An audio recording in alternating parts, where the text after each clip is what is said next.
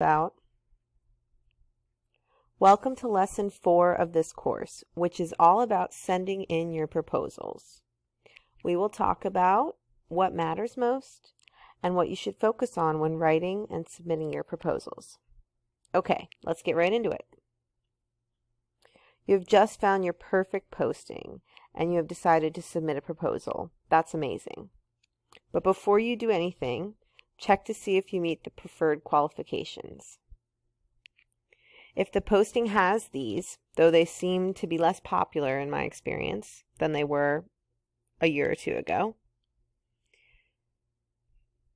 this here is what it will look like on the job posting, and here I don't meet the location requirements, so there's that red mark there.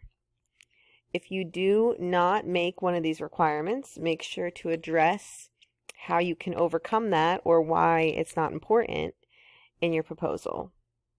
You don't want to pretend that you didn't notice, because that doesn't make a very good impression. So make sure you try to object and overcome the reasons they should hire you, despite not having those preferred qualifications that they mentioned. Or if you feel it's probably a deal breaker for you getting the job, you should just skip it and don't apply. Okay, I shouldn't have to say this, but never ever send proposals in bulk. Focus on quality over quantity, despite what others might have told you about the platform. You cannot get away with vague descriptions about what you do and how you can do it.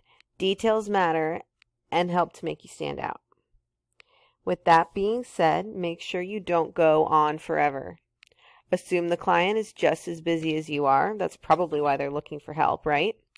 And save everyone time by being concise and to the point. Just like long postings can put off lazy freelancers, busy, overworked clients will probably pass by long and overdone proposals. So be concise. And as always, make sure to proofread before you send anything in. Take a couple of extra minutes to double check for any easy errors that could put off a potential client. These little details count, so don't blow them off. Okay, so I'm going to say it again.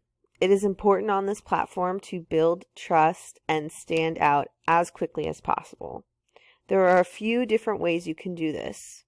One way I have mentioned already is focusing on showing your worth. This can be done in a lot of different ways depending on your services and skills. Think about how you can demonstrate and prove you can do what you say. Maybe it's through a video you created, links to websites you built, or testimonials from previous clients. Include what you need in your proposal to make your point, but again, don't overdo it and waste time.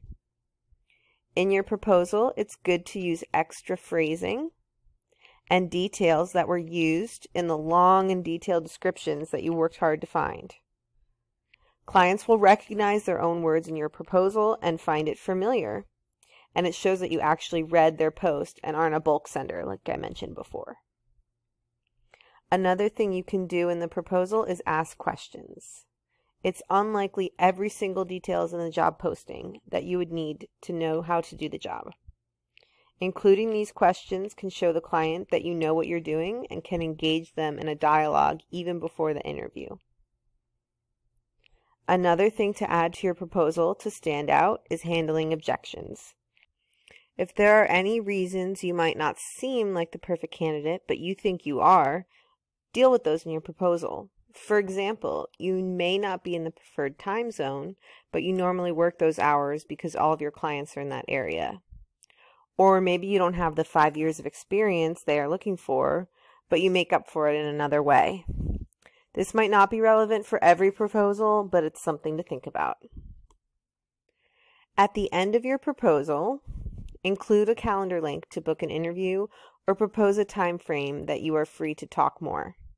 Make it simple for them to do this so they don't have to message back and forth with you to find something that works. Show them from the beginning that you're easy to work with. You can make their life more simple. You want to make their life more simple, not more complicated. So be easy to work with from beginning from the beginning and before they even choose you.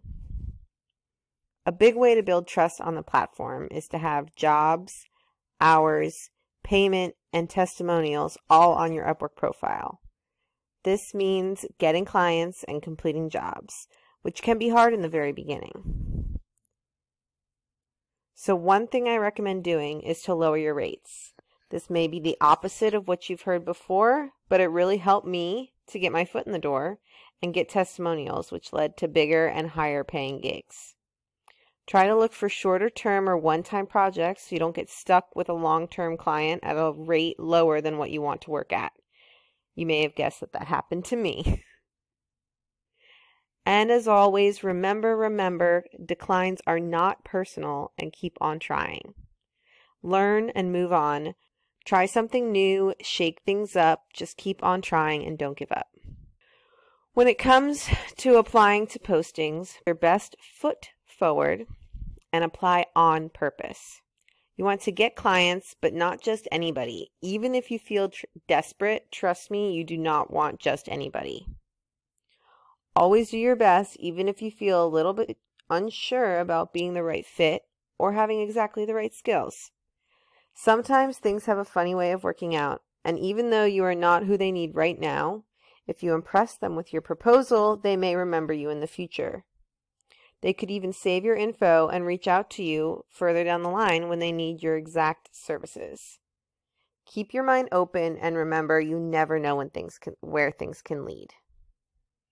And remember, practice makes perfect, and keep your skills tuned by applying to jobs often so you're practicing and connecting with potential clients.